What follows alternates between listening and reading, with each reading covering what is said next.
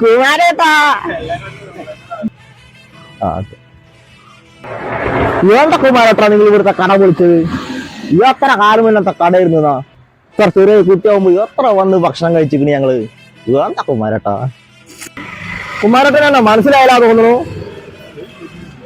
എന്താ കുമാരേട്ടാ ഇപ്പൊ മനസ്സിലായ? കുമാരേട്ടാ ഇപ്പൊ മനസ്സിലായ അല്ലേ? എന്താ കുമാരേട്ടാ നിങ്ങളിങ്ങനെ? കുമാരേട്ടാ ഇപ്പൊ നോക്കി എന്നെ ഇപ്പൊ വല്ല പിടുത്തം കിട്ടുന്നുണ്ട?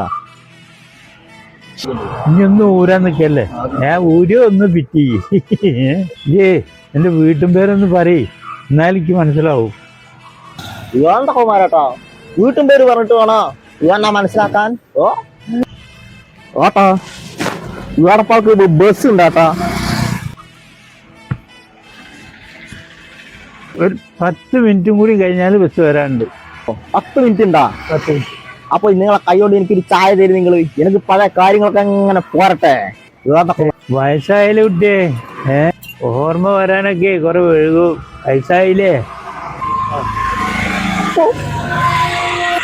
കുമാരേട്ടാ എനക്കിപ്പോ എവിടെ ജോലി? എന്താ ഞാൻ ജോലി ചെയ്യുന്ന പാലക്കാടാ.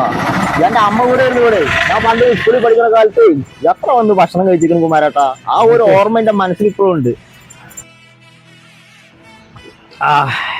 കുമാരേട്ടാ ഇവിടെ ഒരു ആരുണ്ടായിരുന്നില്ലേ?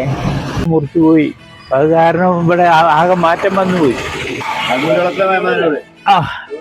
കുമാരേട്ടാ ഇവിടെ ആര് കുഴപ്പമുണ്ടായിരുന്നില്ലേ? അതും മുറിച്ചു പോയി.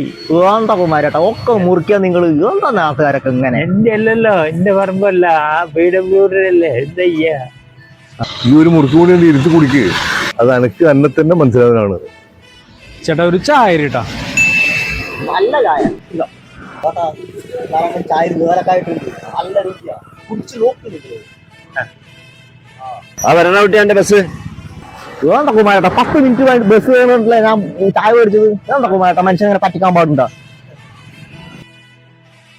അല്ല ആ കുട്ടി പൈസ ഒന്നുമില്ലോ. അതേ എന്റെ ചായ ഗ്ലാസ് ആയിട്ടാണ് പോയുള്ളത്. കുമാരേട്ടൻ ഒരു ചായ ക്ലാസ്സിൽ പോയുള്ളൂ. അവിടെ കുറച്ചു നേരം നിൽക്കണമെങ്കിൽ ഒരു പലതും കൂടുന്നു. ഇന്നും പാലക്കാട്ടരെ, നാളെ കാസർകോട്ടനാ.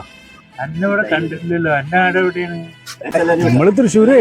ഇനി നാളെ കുന്നമംഗലക്കാരനാവോ?